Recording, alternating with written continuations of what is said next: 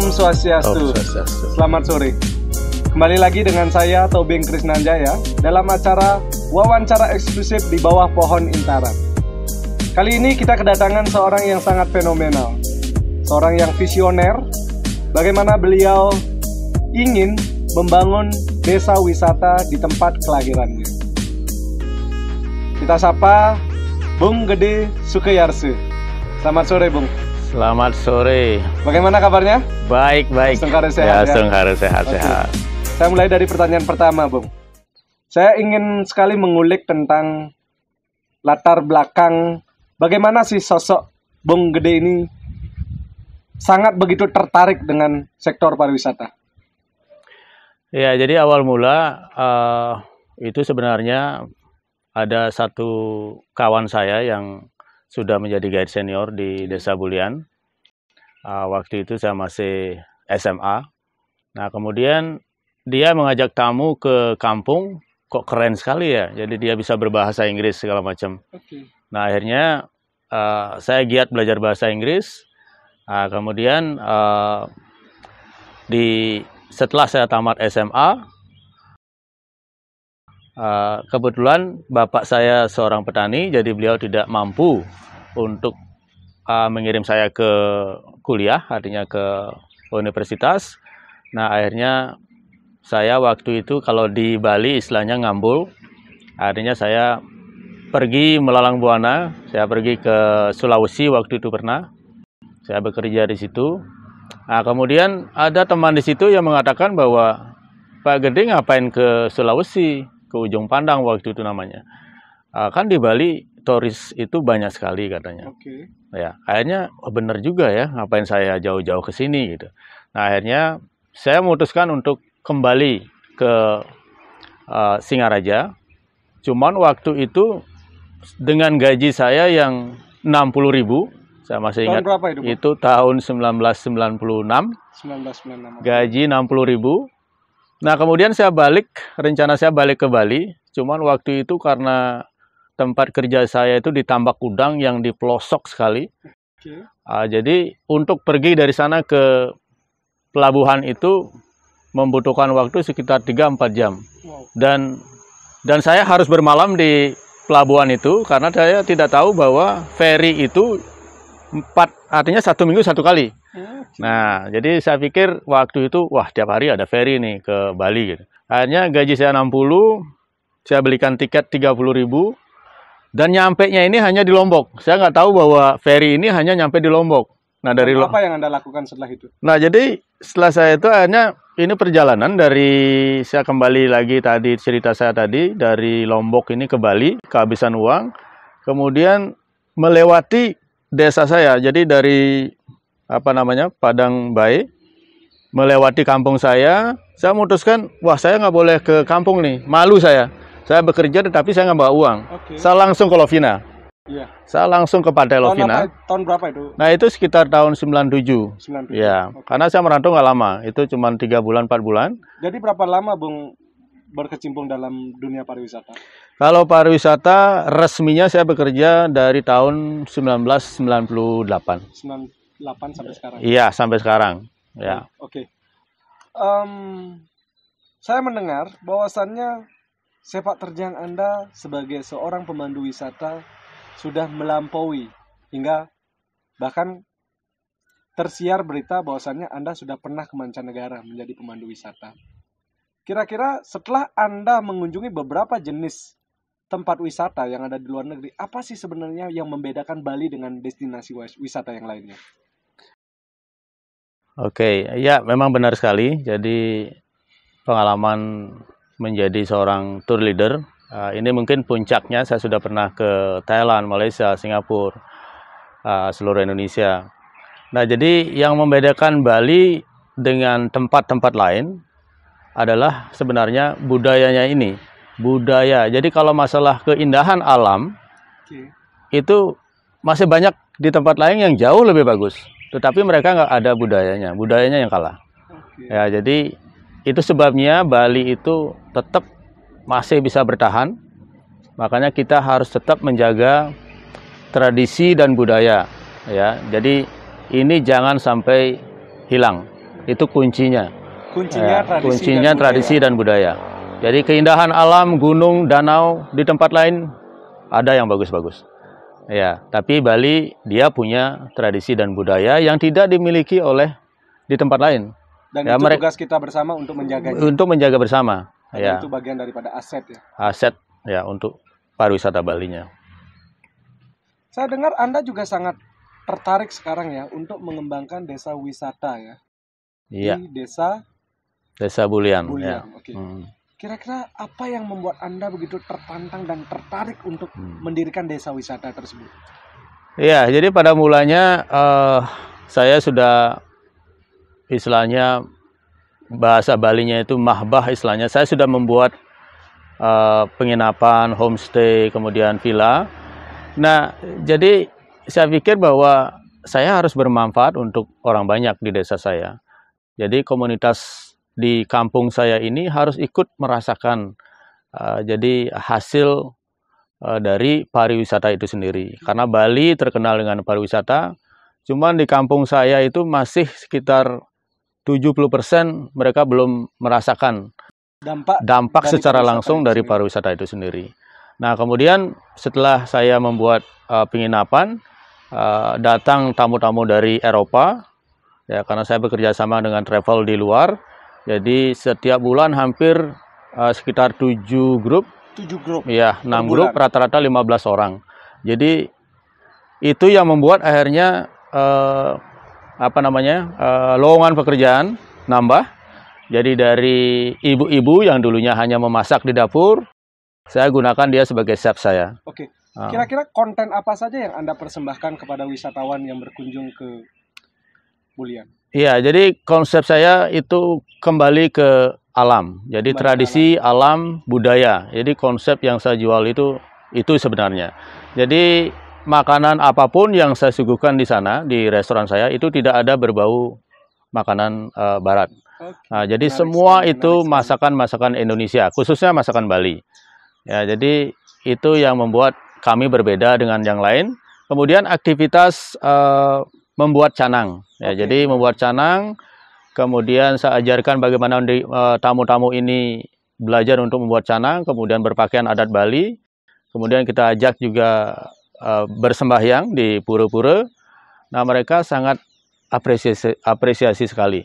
Bagaimana kesan yang didapatkan dari para wisatawan yang berkunjung? Ya, jadi kesan yang kami terima bahwa mereka tidak bisa melihat Bali di luar Desa Bulian. Karena di tempat lain itu terlalu turistik. Jadi di tempat kami tidak ada turis selain mereka, dan masyarakat masih sangat asli. Jadi mereka ramah tamahnya itu masih sangat asli sekali. Ya, jadi itu yang membuat kami sangat yakin sekali dengan konsep desa wisata. Ini ekonomi masyarakat di desa akan meningkat. Jadi lapangan pekerjaan akan meningkat. Jadi anak-anak muda tidak perlu harus kerja di luar daerah. Jadi bisa di rumah. Selain daripada potensi pariwisata yang tadi Bung sampaikan, ada nggak kira-kira konsep pengembangan pariwisata pedesaan yang terlintas di kepala Bung yang mungkin ke depan akan Bung coba untuk kembangkan? Ya, jadi konsep nanti yang akan saya kembangkan, jadi pangsa pasar yang sasaran kami bukan hanya tamu asing, tamu domestik, dan tamu Bali. Nyame Bali pun kita akan targetkan. Ini menarik sekali. Ya. Khusus untuk Nyame Bali, apa yang Bung akan sajikan kepada mereka? Ya, jadi sementara ini kan trennya sekarang Nyame Bali ini banyak yang melukat. Ya, jadi melukat itu sudah menjadi bagian hidup dari orang Bali. Hampir setiap bulan orang Bali pasti melukat. Nah, jadi desa kami inilah desa tua. Desa sangat tua sekali, dan kami punya tempat pengelukatan yang sangat luar biasa. Kekuatan magisnya sangat luar biasa. Itu dibuktikan oleh para tokoh di Bali sudah pernah berkunjung dan bersembahyang. Sudah pernah berkunjung ke sana, Bu? Mantan-mantan gubernur itu semua pernah. Jadi Mangku Pastike, Ide Bagus Oke, Dewa Brata, itu semua sudah pernah tampil di Pura Ratu Yang Pingit di Desa Bulian. Itu sudah merasakan manfaatnya.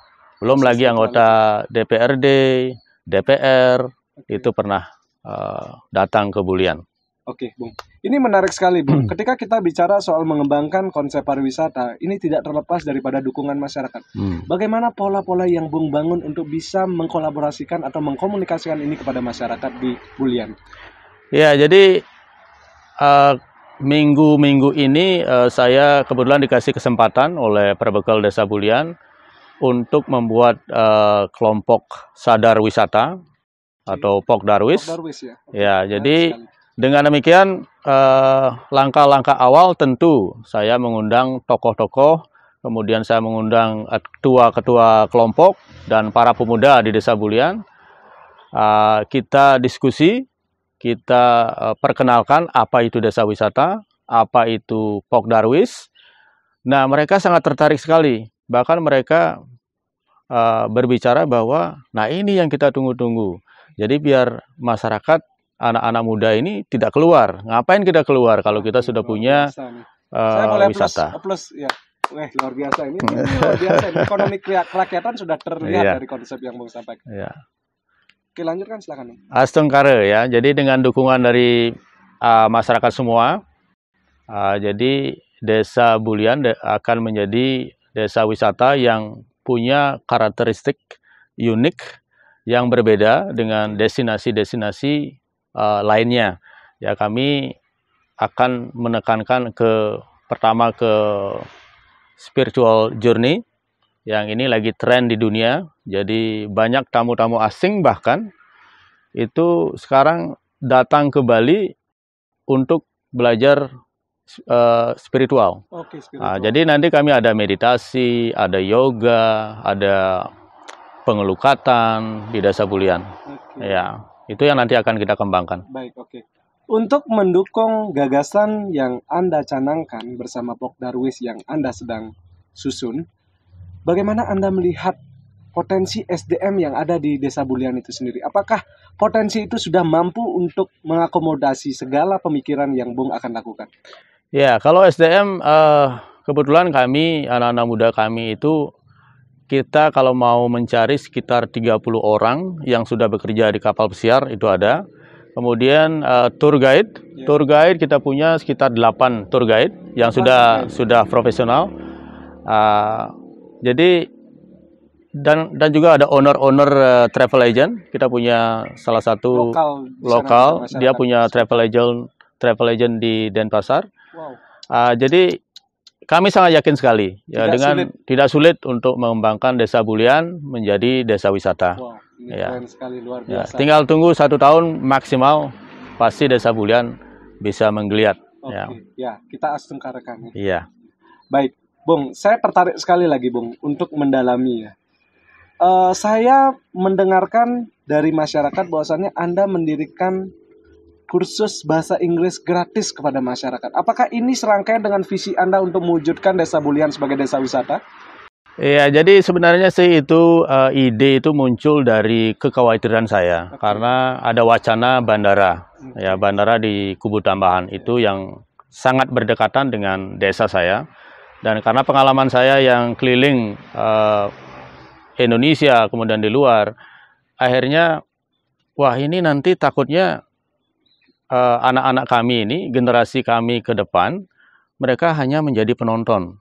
Jika misalnya ada bandara ini sudah dibuka, yakin. Jadi investor asing, orang Jakarta, mereka akan mendirikan resort, restoran, bar, apa segala macam. Cuman anak-anak kita ini SDM-nya kurang. Nah, untuk mengantisipasi kemungkinan terburuk, kira-kira apa sih yang perlu disiapkan oleh generasi muda di Bali Utara untuk mempersiapkan kemungkinan-kemungkinan yang Bung sampaikan tadi? Ya, jadi langkah awal mungkin istilahnya kita mengedukasi generasi muda. Jadi salah satu cara adalah membagi pengalaman-pengalaman yang sudah kita dapatkan di luar, kita bagi ke generasi muda yang mana mereka memang belum pernah keluar. Jadi kita bagi pengalaman, nah kemudian kita aplikasikan dengan misalnya kayak saya itu membuat Bulian English Club, jadi free total itu sudah berlangsung 4 tahun dan satu kelas itu 30 orang, jadi 60 orang di 2 kelas. Itu sudah berjalan. Itu semua gratis. Semua gratis. Wah. Tidak ada fee 1 sen pun, semua gratis. Biasa. Ya, semua gratis. Nah. Ini sangat luar biasa ya. Nah, melihat kondisi saat ini, sekarang kita lihat kondisi pandemi COVID ya. Nah, tentu ini menjadi tantangan sendiri bagi pengembangan Desa Bulian sebagai desa wisata. Kira-kira apa strategi yang Bung canangkan untuk bisa beradaptasi dengan new normal? Ya, jadi semua harus bisa beradaptasi dengan cepat. Kami kemarin urun rembuk dengan Pemdes, Kepala Desa, untuk memulai mengedukasi masyarakat tentang new normal ini. Jadi kalau kami sendiri di homestay sama di villa, kami sudah mempersiapkan alat pelindung. Oke. Jadi kita sudah siapkan alat pelindung, sarung tangan. Jadi bagaimana SOP nanti menghandle tamu-tamu atau grup yang datang dan menginap di tempat kami. Jadi kami sudah siapkan. Dan Bung pastikan prosedur itu dijalankan dengan benar. Pasti. Dan Pasti. menjamin dari sisi kehigienisan dari produk yang Bung Iya, sajikan benar kepada sekali. wisata. Itu harus, mutlak itu harus kita lakukan. Oke, baik. 7 pertanyaan singkat, Bung. Yang Bung harus jawab dengan singkat, padat, dan jelas. Siap, Oke siap. ya. Pasar rakyat atau mall? Pasar rakyat, Mass tourism atau quality tourism? quality tourism. Jaju uli atau donat? Jaju uli, Salak atau apel merah? salak lah, Jukut rambanan atau serombotan? serombotan. Gula aren atau gula pasir? Gula aren, Arak Bali atau whisky? arak Bali dong. Baik, mantap. Ya, oke. Kita lanjutkan lagi dengan pertanyaan selanjutnya. Dalam mempromosikan pariwisata atau destinasi pariwisata, ini tidak terlepas dari jejaring yang Bung miliki. Bagaimana strategi yang Bung lakukan atau bagaimana strategi yang Bung kembangkan untuk mengkomunikasikan konsep desa wisata ini dengan jejaring travel yang ada di luar sana? Ya, jadi kalau masalah jejaring artinya market-market yang nanti kita bisa kembangkan, kita jual. Pertama kami akan mengajarkan ke masyarakat. Anak-anak muda ini semua ini adalah marketer yang luar biasa. Mereka itu rata-rata main Facebook, hampir setiap menit dia pegang HP. Jadi nanti kita edukasi mereka, kita libatkan di desa wisata ini untuk menjadi marketer. Ya, jadi dia seorang marketing yang akan luar biasa.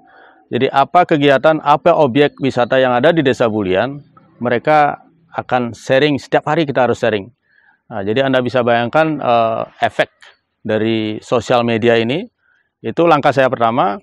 Kedua, nanti pasti kita akan kerjasama dengan travel agent yang ada di Denpasar, dan kebetulan travel agent yang bergerak di Tirta Yatri itu adalah ownernya orang Bulian. Wow. Jadi kami tidak akan susah untuk menjual produk kami masalah spiritual journey yang ada di Desa Bulian. Dan kemudian kalau di luar negeri, kami sudah ada kontrak, dan kontraknya masih, sampai sekarang masih, tinggal istilahnya asal sudah akomodasi ini bertambah di Desa Bulian, kami akan mencari travel agent yang lainnya. Sementara sekarang kita belum berani karena khawatir kamarnya belum siap. Nah, jadi kami akan mendidik orang-orang di desa untuk membuat homestay. Wah, ini menarik sekali. Menarik Itu. sekali. Kira-kira gimana apa yang kriteria apa yang harus dimiliki oleh homestay sehingga itu bisa menjadikan sebuah tempat akomodasi yang menarik dan nyaman untuk dikunjungi oleh wisatawan? Ya, tentu standar-standar perhotelan yang kita akan ajarkan ke mereka. Jadi saya akan berbagi, men-sharing, akan men-training mereka. Jadi bagaimana standar kebersihan daripada kamar-kamar itu sendiri, kemudian standar daripada makanan-makanan yang kita sajikan ke para tamu dan lain sebagainya.